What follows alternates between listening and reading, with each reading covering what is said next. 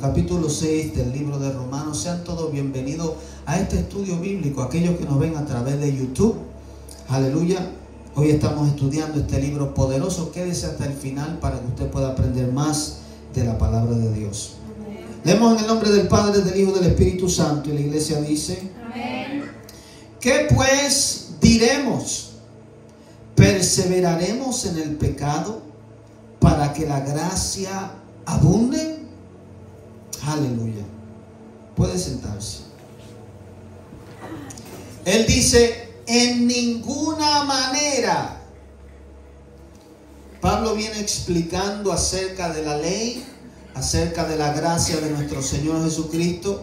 Y aquí él deja un punto muy claro, el cual nosotros como iglesia tenemos que tomarlo muy en serio. Por el hecho de que el don de Dios haya sido dado a nosotros por gracia, y sabemos que Jesucristo pagó por nuestros pecados, eso no quiere decir que tenemos licencia para pecar. ¿Qué es el pecado? Simplemente puesto, todo lo que es desobediencia a la palabra de Dios. Sin excepción. Todo lo que es desobediencia a la palabra de Dios. ¿Qué pues diremos? ¿Perseveraremos en el pecado para que la gracia abunde? Porque él había hecho el caso anteriormente, mientras estábamos estudiando el capítulo 5, de que mientras abundó el pecado desde el tiempo de Adán hasta Moisés, entonces ahora Dios ha traído a Cristo para que sobreabunde la gracia. Y él es una pregunta que le dice a la iglesia: entonces, para que abunde la gracia, ¿vamos a seguir en el pecado? Él dice: en ninguna manera. Y aquí él explica por qué. Porque los que hemos muerto al pecado, ¿cómo viviremos aún en él? Y aquí hay un fundamento bíblico muy importante. Cosas que él está hablando conforme a la revelación de las Escrituras. Porque los que hemos muerto al pecado. ¿Cuánto está muerto al pecado? Amén. Si usted no lo sabe, eso fue lo que usted, cuando acepta a Jesús, cuando le dice no al mundo, a la desobediencia, eso es morir al pecado. Una persona que está muerta no tiene movimiento, no puede hacer nada. Si alguien lo incita a hacer algo malo, no lo puede hacer porque es un muerto inerte, un cuerpo inerte, no se mueve. Es lo mismo, es la simbología que él quiere traernos. Si usted está muerto al pecado en Cristo Jesús, la tentación en lo que le ofrece Satanás y el mundo, usted no va a reaccionar a eso. No lo va a obedecer. Pues, porque los que estamos muertos al pecado, ¿cómo viviremos aún en él? Nosotros en el mundo vivíamos en pecado. Ahora que estamos en la iglesia, que estamos en Cristo Jesús, que hemos renunciado al mundo, a Satanás y a sus demonios, no podemos permanecer ni vivir en pecado, sino vivir una vida en santidad. Dice el versículo 3: ¿o no sabéis que todos los que hemos sido bautizados en Cristo Jesús, hemos sido bautizados en su muerte? Y aquí esto es un principio bíblico que nosotros enseñamos de acuerdo a la palabra, lo cual hay muchas denominaciones cristianas que obvian o tienen otro tipo de creencia, doctrina en cuanto a esto. Pero aquí claramente Pablo dice: ¿o no sabéis? Es una pregunta. Que todos los que hemos sido bautizados, ¿cuántos han sido bautizados? Amén. Que usted los sumergieron. La palabra bautismo quiere decir sumergir en las aguas. Como Cristo fue bautizado por Juan el Bautista. Dice: ¿en qué nombre? En Cristo Jesús. O sea que usted, cuando usted lo bautizan, usted está siendo bautizado en ese nombre. Los rabinos bautizaban a sus discípulos para ser los discípulos de él. Eso es lo que quiere decir cuando usted se bautiza. Usted se convierte en un discípulo público, un seguidor de Cristo. Entonces dice: hemos sido bautizados en su muerte. Queriendo decir que así como Cristo murió y resucitó, así mismo nosotros hacemos ese acto que él mismo dejó y dijo: el que creyere y fuere bautizado será salvo. Sucede que cuando tú te bautizas es un velorio, es un mortorio. Tú vas a morir, la persona muere al hombre viejo, ese hombre viejo que está viciado al pecado, que no puede dejar de pecar. Dios tiene que matar a ese hombre en la sepultura, como hizo a Cristo. ¿Y qué sucedió con Cristo? Que resucitó en un nuevo cuerpo, un cuerpo glorificado, que ya no vivía en esta tierra, sino que era un cuerpo celestial, para nunca haber muerte. Asimismo, cuando usted sale de las aguas, usted sale como una nueva criatura, según lo que dice Pablo.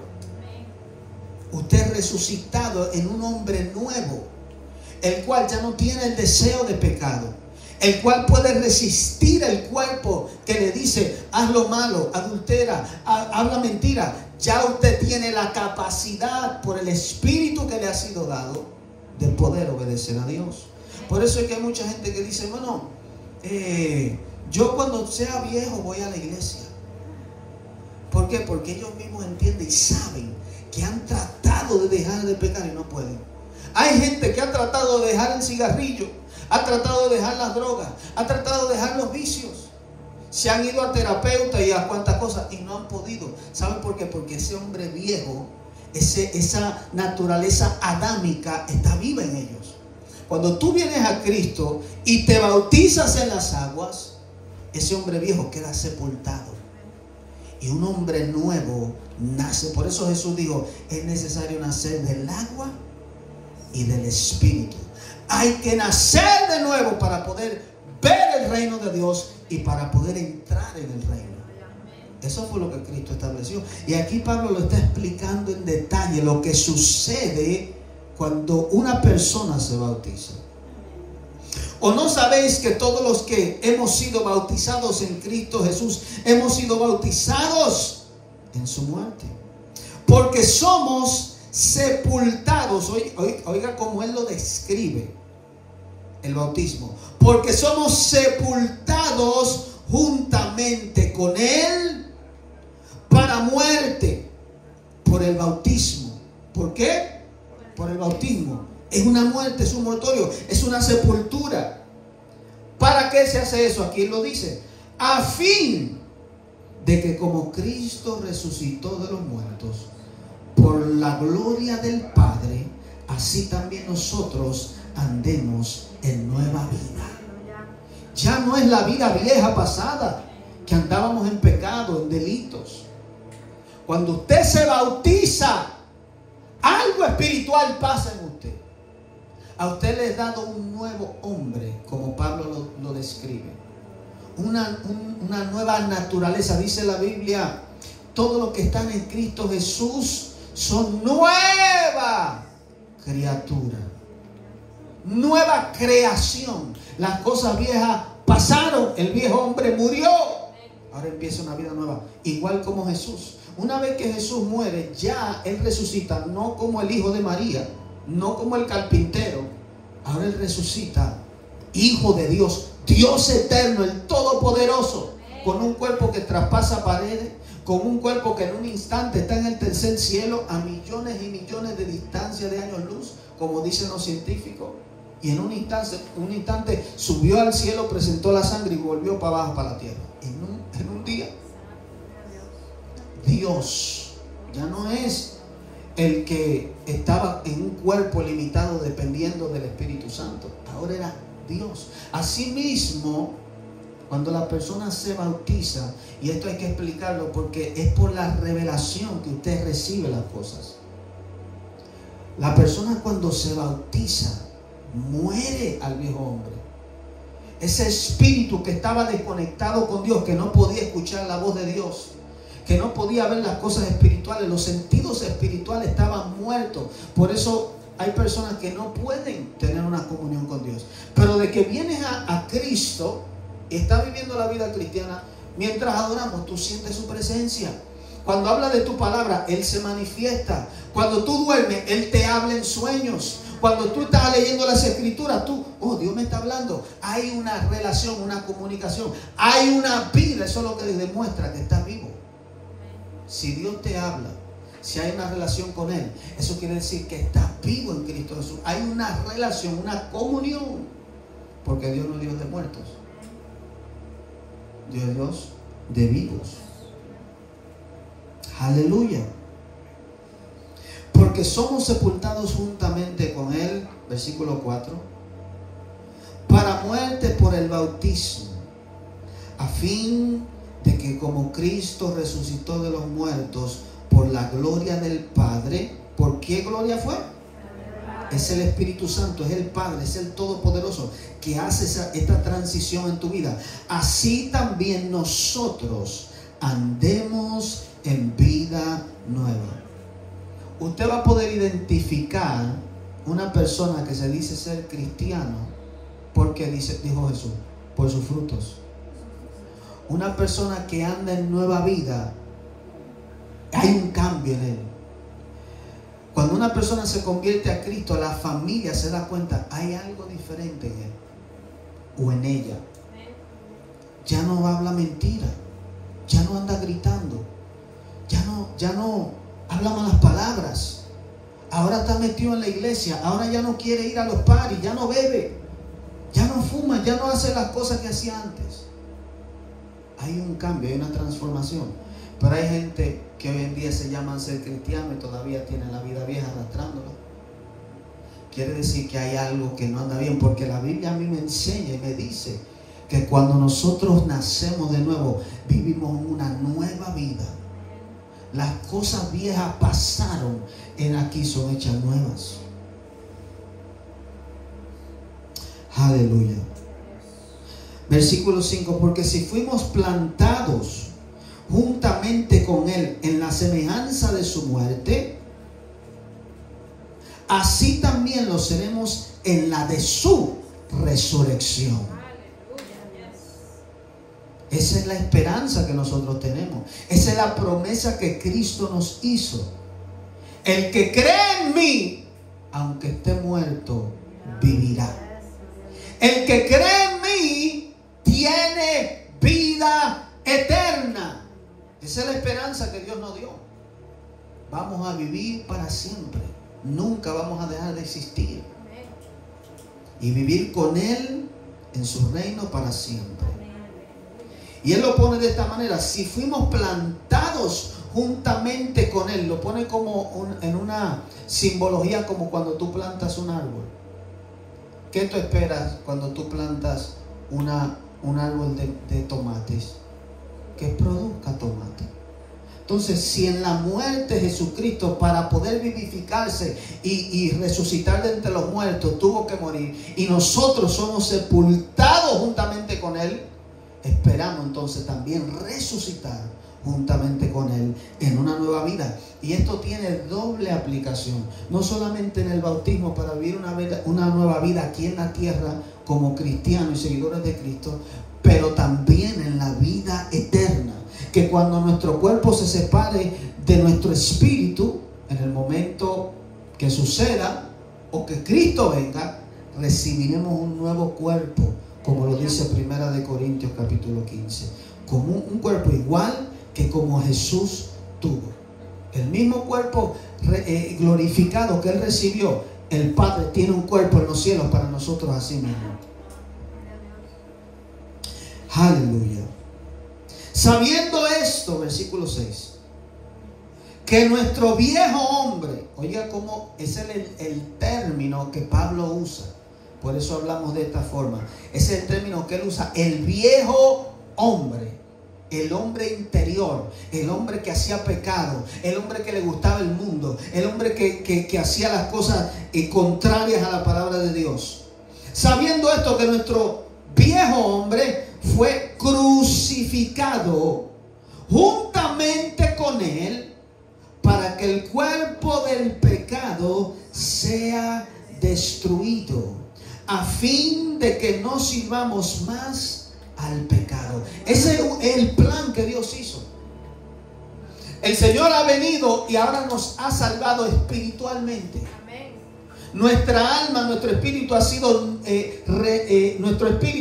renovado. Nuestra alma está siendo renovada todavía aquí en la tierra, porque todavía necesitamos el conocimiento. Todavía estamos aprendiendo de Dios, dejando viejas cosas, haciendo las cosas como Dios manda.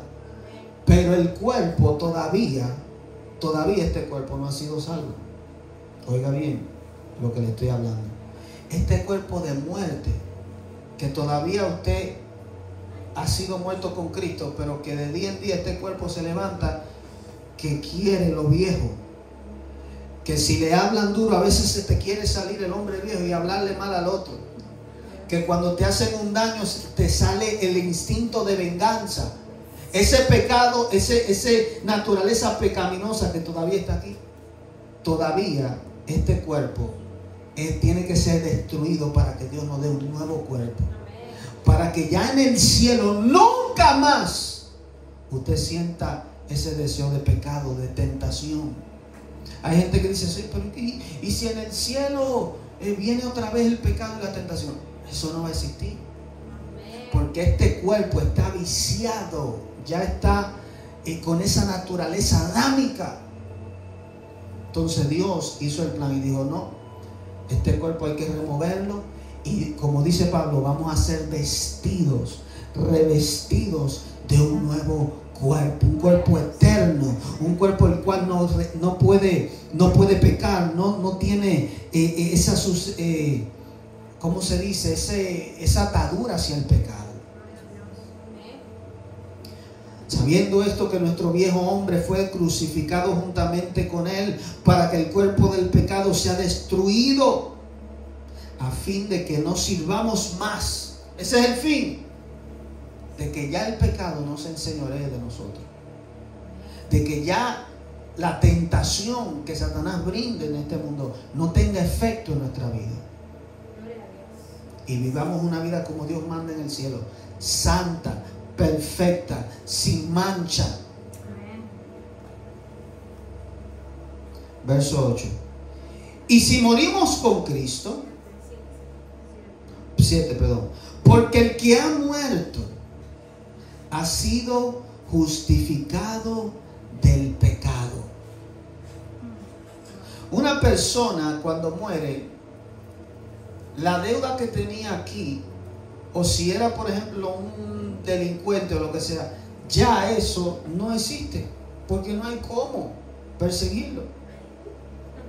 Jesús, eso fue lo que hizo en la cruz. Tu pecado y mi pecado lo puso sobre él, el Padre cargó sobre él. Por eso en el Getsemaní él estaba sudando sangre.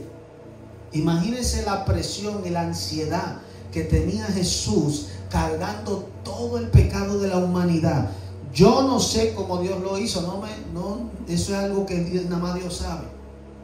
Pero oiga bien, según las Escrituras, Dios cogió el pecado tuyo y mío, desde Adán hasta el último día que va a haber pecado en la tierra.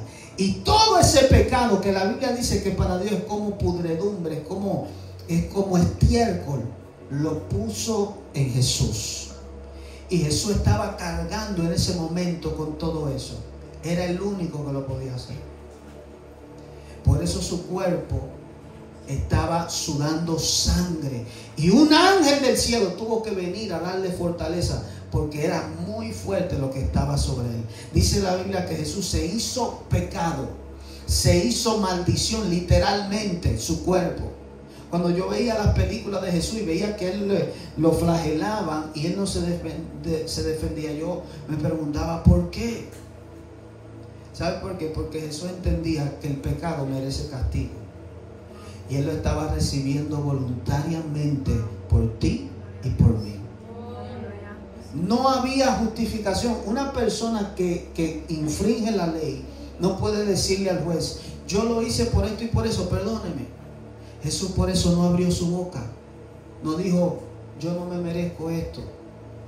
Porque él sabía que él estaba cargando con tu pecado y con el mío. Por eso no se defendió. el Padre, la ira de Dios, porque Dios se aira en contra del pecado, cayó sobre Jesús.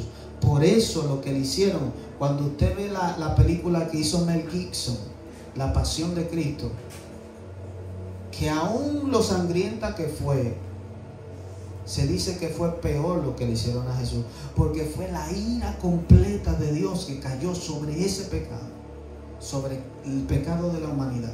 Por eso ahora a Dios le es posible, cuando usted le pide perdón, decir justificado, porque Jesús ya pagó por eso. Parece que es como tan maravilloso y tan fácil, pero eso fue lo que hizo Jesús, porque nosotros no podíamos justificarnos delante de Él. Esa es la maravilla del Evangelio, un amor inigualable, incomparable, el amor de Cristo, porque el que ha muerto ha sido justificado del pecado. O sea que una vez que nosotros somos sepultados, la culpa de ese hombre viejo muere allí. Y ahora nosotros vivimos una nueva vida donde ya Dios no nos señala, donde Satanás no puede señalarnos, porque vivimos una nueva vida en Cristo Jesús. Aleluya. Por eso le decía ahorita, si hay alguna conciencia, bote eso. No recuerde más su pasado. No recuerde más lo que usted hizo, porque es una ofensa en contra de Cristo. Ya Él pagó por eso. Él sufrió por eso. Simplemente acepte su gracia y su misericordia. Es un regalo, un don de Dios. Es simplemente para que nosotros le agradezcamos y vivamos para Él, por amor. Porque Dios no quiere que sea por obligación o por miedo. Ay, me voy a ir al infierno, tengo que obedecerle. No, por amor a Él, por lo que Él hizo por nosotros. Verso 8. Y si morimos con Cristo, creemos que también viviremos con Él. Esa es la esperanza. Sabiendo que Cristo, habiendo resucitado de los muertos, ya no muere. La muerte no se enseñorea más de Él.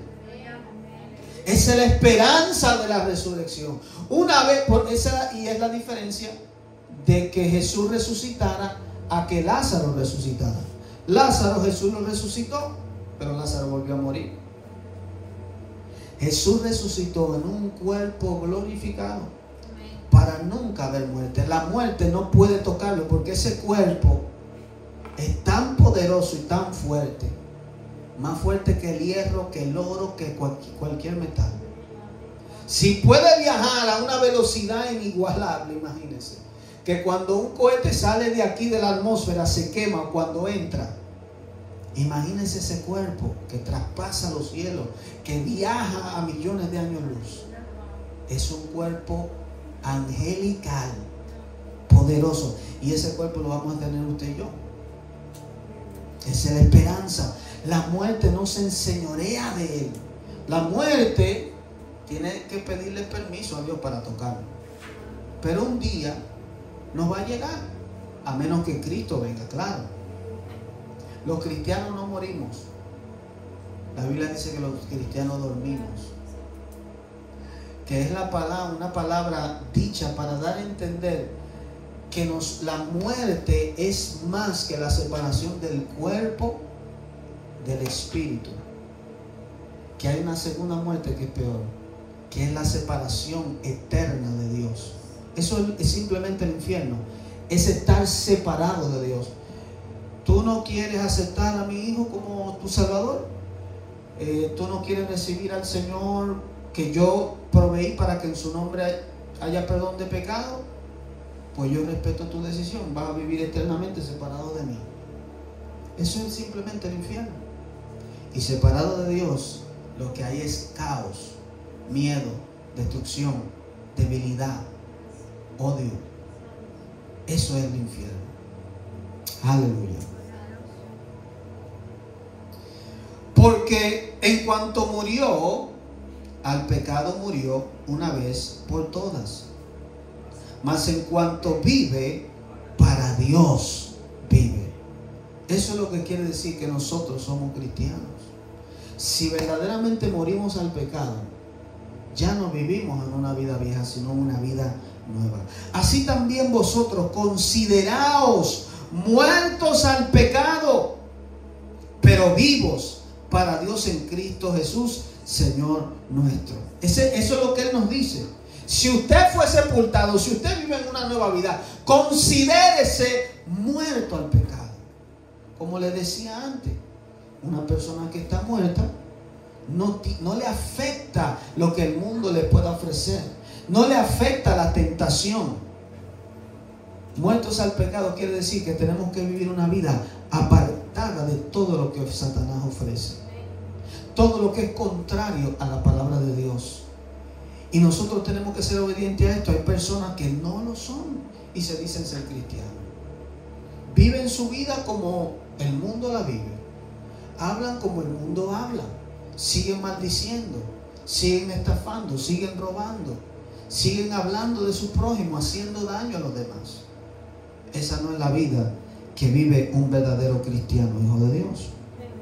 No reine pues el pecado en vuestro cuerpo mortal, de modo que lo obedezcáis en sus concupiscencias.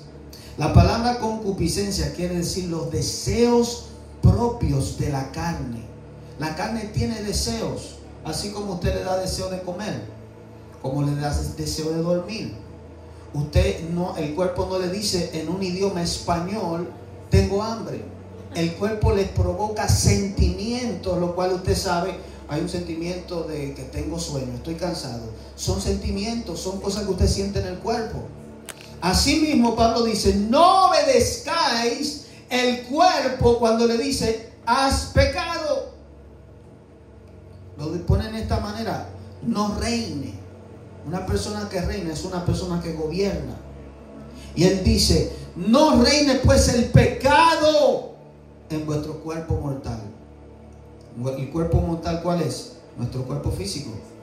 De modo que lo obedezcáis. O sea que nosotros tenemos la decisión de obedecer o no lo que este cuerpo quiere.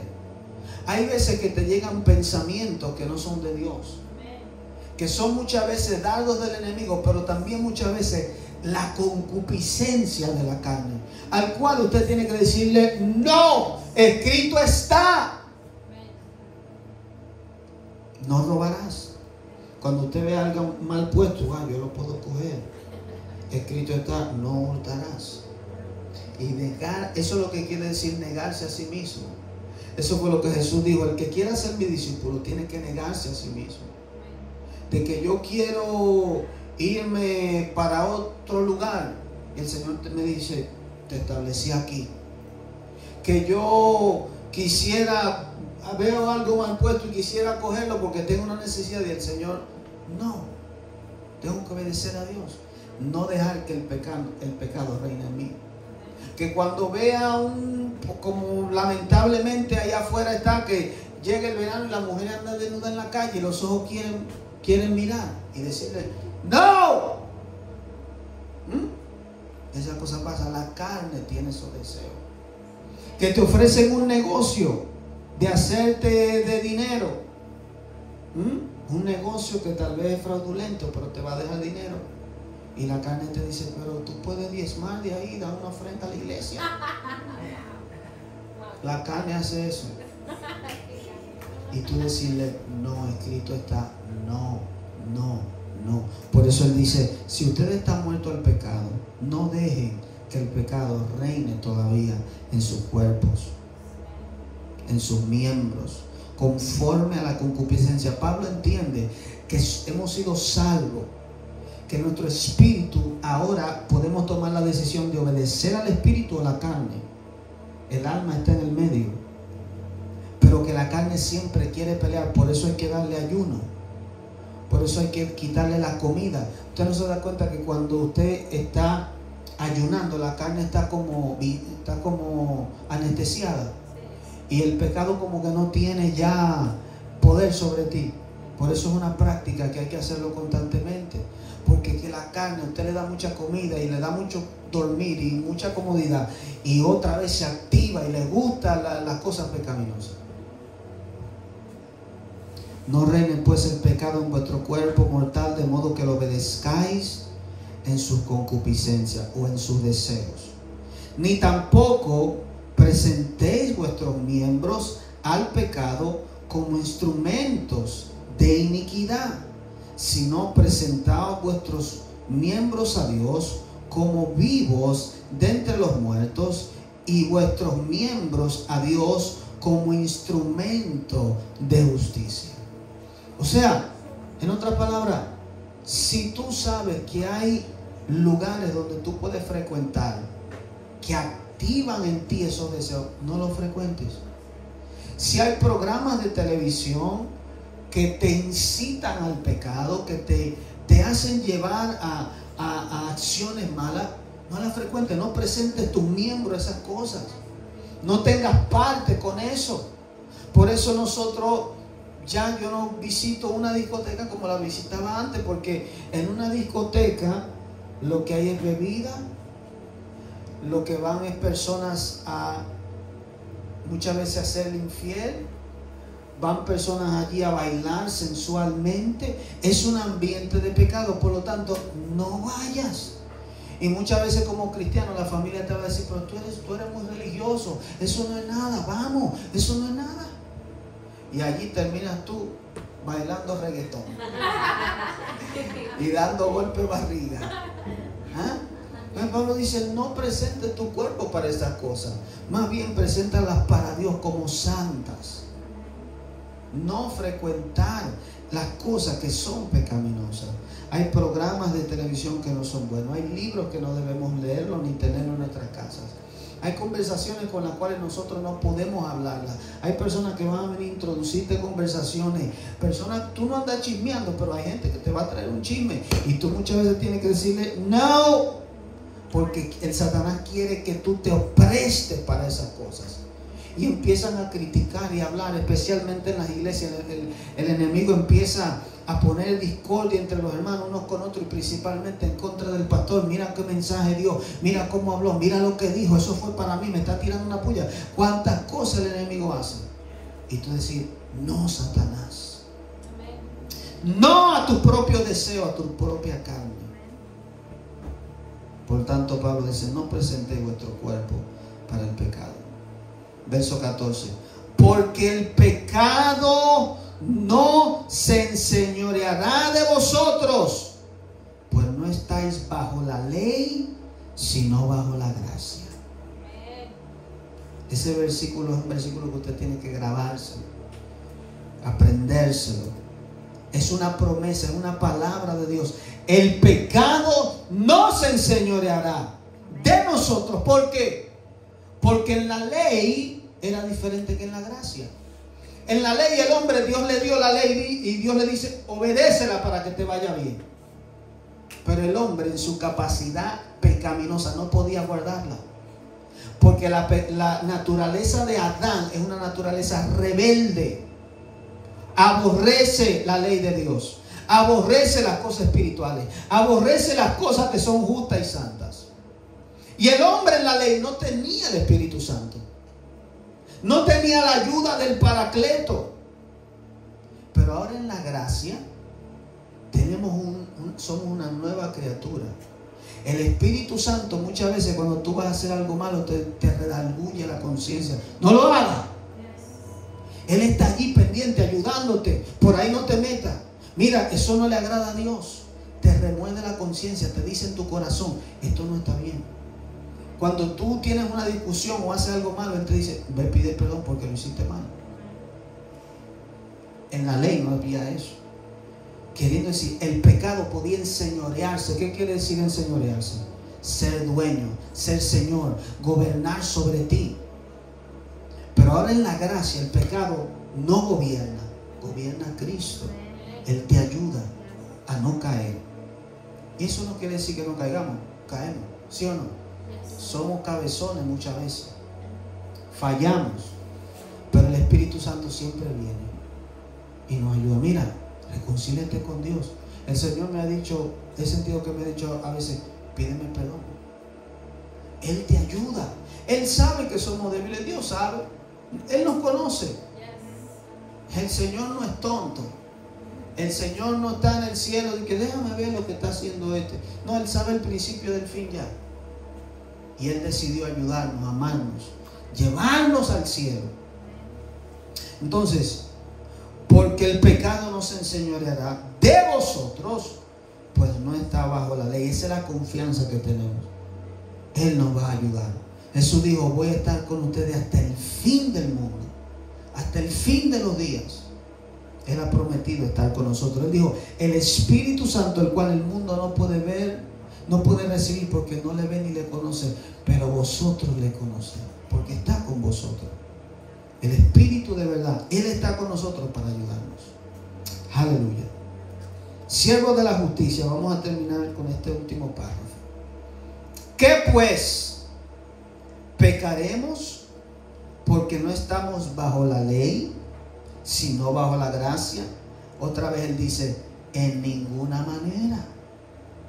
La gracia de Dios, saber que si nosotros pecamos Él nos perdona, no nos da derecho ni licencia para abusar de esa gracia. Eso se llama, eso es lo que le dicen uno, tú eres un abusador. Un abusador es eso, abusa sabiendo, ¿verdad?, que puede tener un beneficio. Dios me va a perdonar, déjame hacer pecar y Él me perdona después. Eso es pecar con alevosía. Él dice, en ninguna manera. ¿No sabéis que si os sometéis a alguno como esclavos para obedecerle, sois esclavo de aquel a quien obedecéis, sea del pecado para la muerte, o sea de la obediencia para justicia? Nos conviene hacer justicia, nos conviene obedecer los mandamientos de Dios. Oiga cómo Él lo pone.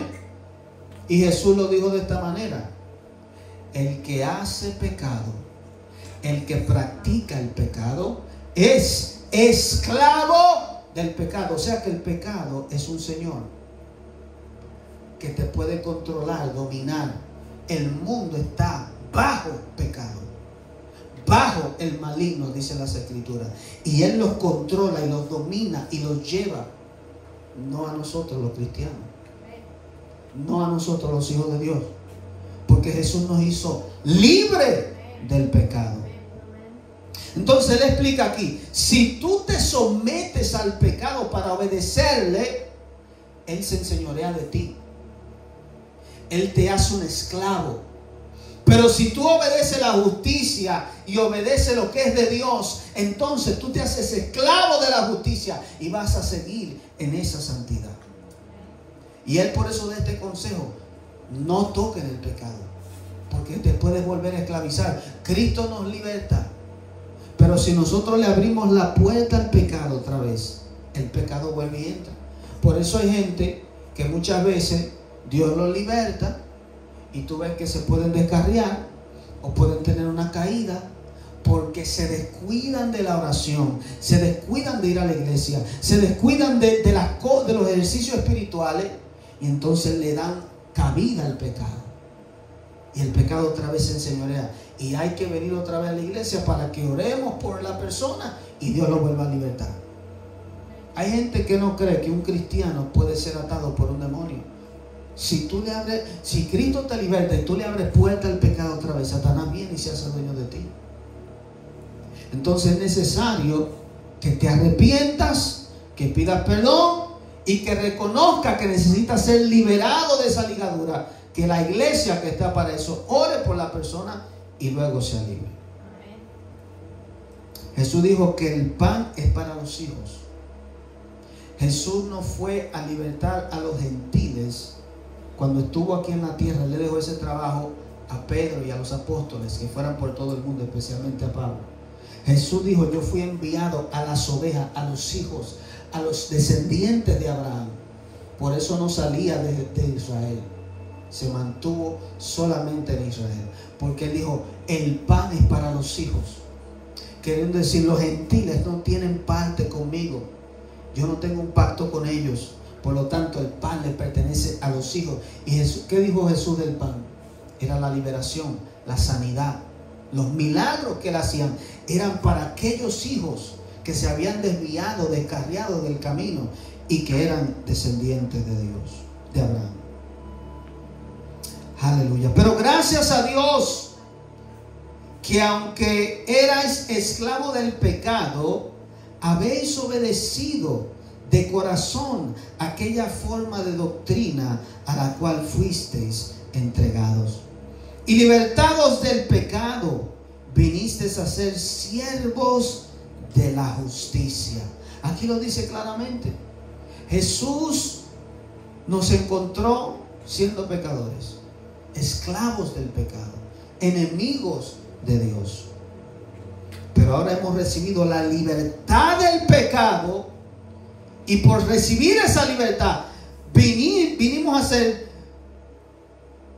viniste a ser siervos de la justicia, servidores de lo que es justo. Eso es lo que representa el reino del Señor, justicia.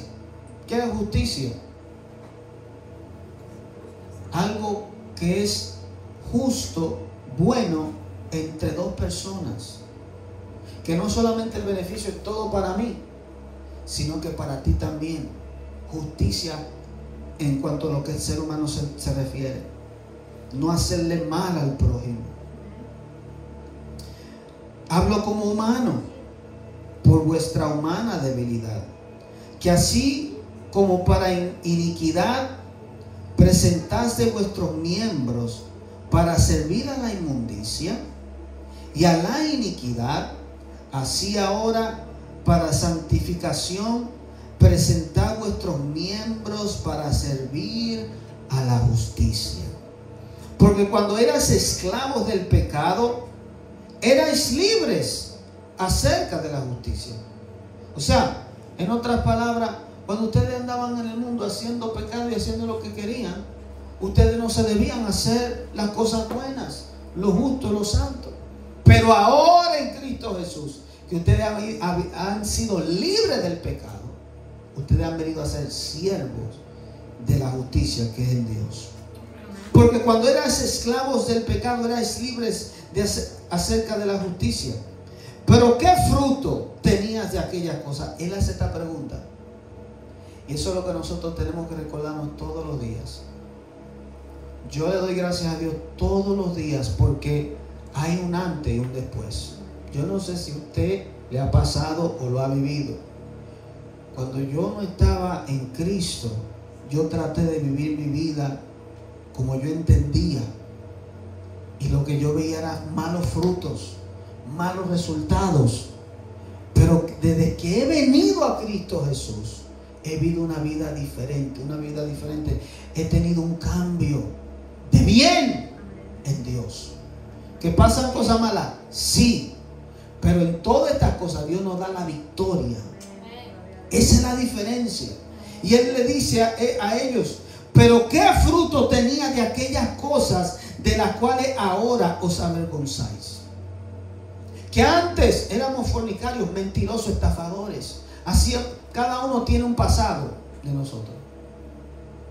Y lo que teníamos eran problemas, dificultades, pérdidas en el mundo. Y ahora nos avergonzamos de esas cosas. Vemos que alguien lo hace y lo practica y decimos, este está loco. Nos asombramos de esas cosas. Ahora yo veo a la gente en los parties, en la discoteca saltando y yo, pero eso parece mono. Porque ya esas cosas son ajenas a nosotros cuando vivimos una vida en Cristo. Mas ahora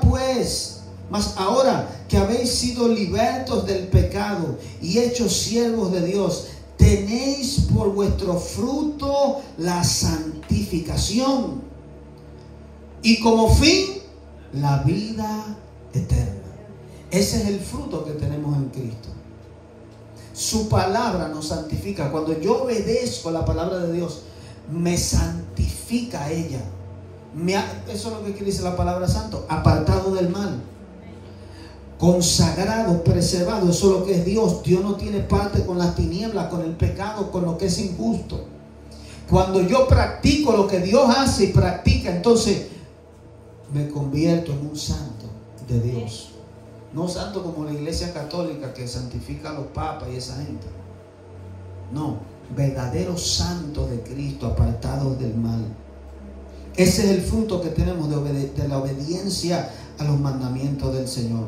Porque la paga del pecado es muerte. Versículo muy importante, famoso y central de la vida cristiana. La paga del pecado, lo que usted recibe cuando peca, es muerte. ¿Y quién quiere la muerte? ¿Hay alguien que quiere algo con la muerte aquí? Por lo tanto, decimos no quiero el pecado. Por eso el mundo se escandaliza de nosotros muchas veces. El mundo no entiende, están cegados y no entienden que nosotros no queremos el pecado porque nos aparta de Dios. El pecado nos hace morir espiritualmente y aún físicamente, y nos aparta de Dios. Por eso es que en estas elecciones que fueron tan decisivas e importantes, decíamos, no queremos más bien que gane el presidente Trump, porque él quiere un país que va más cerca a valores cristianos. Entendemos que el pecado aleja a Dios de la nación y queremos que donde nosotros vivimos Dios esté, porque Dios guarda. Si Dios no vela, en vano vela la guardia, dice la Biblia. Aunque la policía guarde y combata la delincuencia, si Dios no está, hay caos. La paga del pecado es muerte, mas la dádiva o el don o el regalo de Dios es vida eterna en Cristo Jesús, Señor nuestro. Aquí te da las dos vertientes. Tú no quieres muerte, aléjate del pecado. ¿Quieres la vida? Jesús está dispuesto a darte el don de la vida eterna. Si lo recibes, lo aceptas y vive para Él. La paga del pecado es muerte, mas el don de Dios, el regalo, lo dice claramente, no para que nadie diga yo puedo ganármelo. No, es un regalo, es un don. Es la vida eterna. ¿Quién quiere desaparecer? ¿Quién quiere dejar de existir? Nada más el pensamiento trae miedo. Y Dios está diciendo, esto es lo que yo te ofrezco, vivir conmigo eternamente y para siempre. Si usted se pone a pensar vivir eternamente muchos años, mucho tiempo, y siendo un Dios como el que conocemos, ilimitado, eterno, nada más esa curiosidad me dice, yo quiero saber qué hay allá. Yo estaba pensando y le decía al Señor, Señor, yo no puedo imaginarme lo que es el cielo. ¿Cómo es que hay calles de oro? ¿Cómo es posible que haya un mar de cristal, mansiones, un lugar sin límite donde hay paz, gozo, nunca preocupación, no dolencia, no se necesita dormir, no se necesita comer por necesidad, sino simplemente por placer? ¿Cómo tú te imaginas cosas así? Eso es lo que Jesús le está ofreciendo al ser humano. ¿Cómo la gente lo rechaza y no lo quiere? Yo no sé, yo lo quiero. Yo quiero esa vida eterna. Por eso vale la pena servirle a Cristo. Y eso es lo que predicamos y enseñamos. Amén. La paga del pecado es muerte, pero el don, la dádiva de Dios es la vida eterna en Cristo Jesús, Señor nuestro. Aleluya. Lo vamos a dejar hasta ahí. Vamos a continuar en el capítulo 7 la semana que viene. Todos los miércoles estamos dando este estudio bíblico. Aleluya, para el beneficio de la iglesia. Así que Dios le bendiga, Dios le guarde. Será hasta la próxima.